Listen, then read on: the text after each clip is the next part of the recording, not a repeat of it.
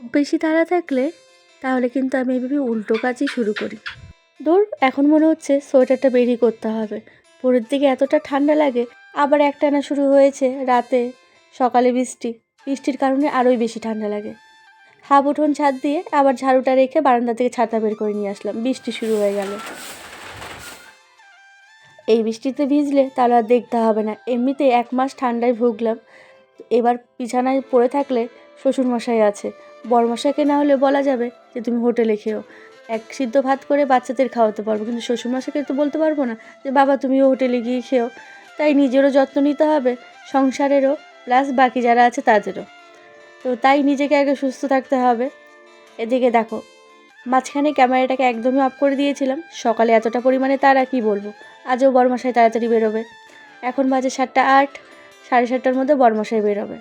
তো এখন আমার 7টা 8-এর মধ্যে রান্নাবান্না হয়ে গেছে।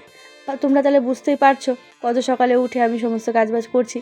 আমার মনে হয় যে এই সময়টা আমি একটু ফ্রি আছি। ফ্রি তো আমি 10টা পর্যন্ত একদমই থাকি না, তাও যতটা মনে হয় না এই সময় একটু ভিডিও করতে পারবো, তো তখনই আমি কিন্তু করি। খুব বেশি তাড়া থাকলে কিন্তু আমি ক্যামেরাটাকে অফ করে দিই, কারণ আমার এই কাজটাই আগে। আর এখানে সব মিশালিয়ে মাছ দিয়ে করছি একটা চচ্চড়ি বানিয়ে নিয়েছি। চচ্চড়ি বানানোটা শেয়ার করলাম না। তো আমার তো ব্লগই ডেলি ব্লগ, তোমরা জানো। আমি সারাদিনে যা কাজবাজ করি সেটাই আমার ব্লগের মাধ্যমে তুলে ধরি।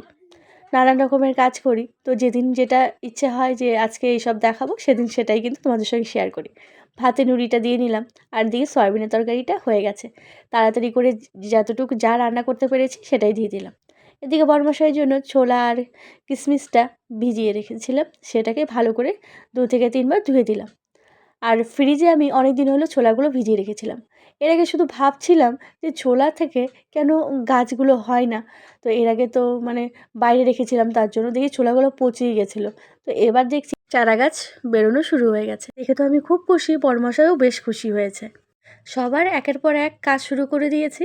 আর এদিকে দেখো, এখন আমি বরমশাইয়ের ভাতটা বেড়ে ব্যাগে এখন ঢুকিয়ে দিলাম।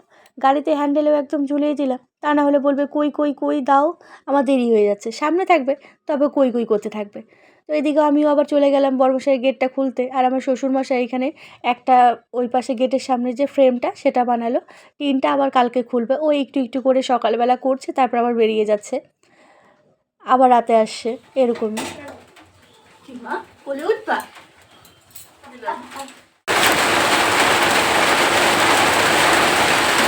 দেখো বাইরে আবার ঝুমঝুমে বৃষ্টি শুরু হয়ে গেল। তোমাদের দাদাভাই বেরোনোর পরেই কিন্তু আবার বৃষ্টি হচ্ছে। বৃষ্টির জন্য বাবারও আজ দেরি হচ্ছে বেরোতে।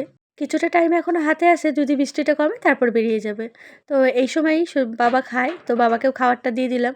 এদিকে ভাস্তা ভাস্তি সবাই উঠে পড়েছে, ব্রেড নিয়ে আমিও চলে এলাম, ছেলেকেও খেতে দিয়ে দিয়েছি। এর মাঝে বাইরে এখন পর্যন্ত একটানা বৃষ্টি হয়েই যাচ্ছে। উঠোনে অনেকটাই জল জমে গেছে। এবারও মনে হচ্ছে বৃষ্টি যে চৈত্র মাস থেকে শুরু হয়েছে, না জানি আরও কত বৃষ্টি হবে। বৃষ্টির দিন তো পড়েই আছে। আর আমার ভাস্তির কাণ্ড দেখো, একটা একটা করে খেয়ে উঠে পড়েছে। এতগুলো ছেঁকেছি, আমি বললাম নেই, তো ওকে আমি আবার জোর করে দিলাম। সেদিনে সেই ছোট্ট ভাস্তিটা আজ দেখো বড় হয়ে গেছে। আজ দুজনেই দাঁড়ালে সমান সমান একদম। আর ছেলেটার দাঁতটা এতটা পরিমাণে ব্যথা করছে, আর দাঁত ব্যথা তো খুব মারাত্মক ব্যথা। তো দাঁতটা না পোকায় একদম গর্ত করে ফেলেছে, গাল ধরে বসে আছে। ছেলে টেস্ট দেখেই বুঝতে পারছো আজকে বারটা বৃহস্পতিবার, আর আজকে তারিখটা হলো এপ্রিলের, আজ হচ্ছে 9 তারিখ। আজকে আবার ভাস্তা এরা চলে যাবে। তো বেশ দুটো দিন বেশ খুব ভালো লাগলো। আর এই যে আমি এখন খাবারটা খেয়ে নিচ্ছি। Good morning everyone, welcome back to my channel. আবারও চলে এলাম নতুন একটা ব্লগ ভিডিও নিয়ে। সকাল থেকেই মুষলধারে বৃষ্টি হচ্ছিলো, বৃষ্টিটা এখন একটু কমলো। ছেলেও স্কুলে বেরিয়ে গেল, এখন ঘড়ির কাঁটায় বাজে 10টা। শ্বশুরমশাই বেরিয়ে গেল। তো আমরা এখন সকালে টিফিন তো ভাসতে চচ্চড়ি খাবে না, বেগুন আছে, ও বেগুনটা এখন খাওয়া যাবে না, বারণ আছে বেগুন খাওয়া যাবে না। মা দিদি যাবে না এখন, দিদি দাদা চলে যাওয়ার পর কান্না করতে করতে ঘুমিয়ে পড়লো। আমি ওইদিকে চান সেরে পুজোটা দিয়ে নিলাম, বাসনগুলো দিয়ে রাখলাম। ছেলেকে দায়িত্ব দিয়েছিলাম বোনকে সামনে রাখার। তো চলো দেখি এখন কি করে বাইরে গিয়ে। ওই দেখো বোনকে ওখানে বসিয়ে ওখানে খেলছে, ওই যে বোনকে বসিয়ে মাঠে খেলছে।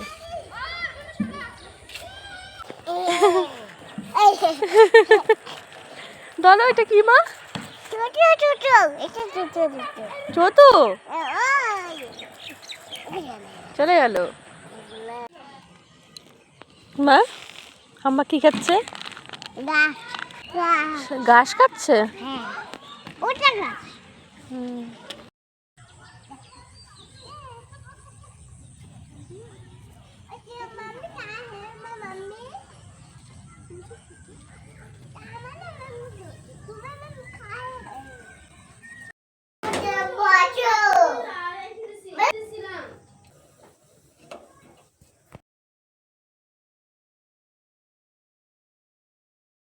আজ বাচ্চাদের সন্ধ্যার সময় দুধ মুড়ি দিলাম। প্রতিদিন চেষ্টা করি একটু ঘুরিয়ে ফিরিয়ে দেওয়ার।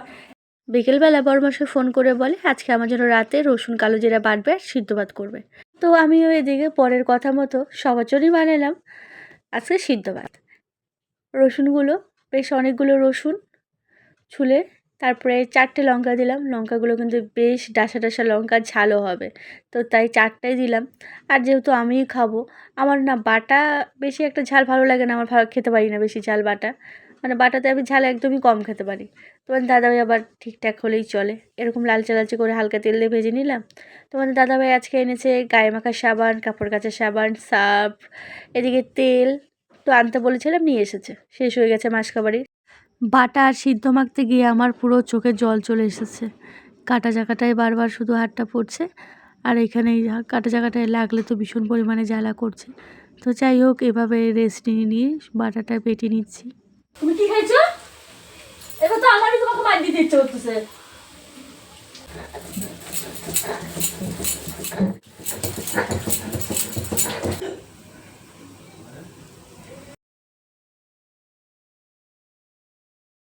আজ রাতে ডাল সিদ্ধ, আলু সিদ্ধ, বাটা, সঙ্গে আলু ভাজা, এই ছিল রাতের খাবার। রাতের খাবার খেলাম 11:30 বাজে এখন। তো আজকের ব্লগটা এখানেই শেষ করছি। বাই, সবাই ভালো থেকো, সুস্থ থেকো।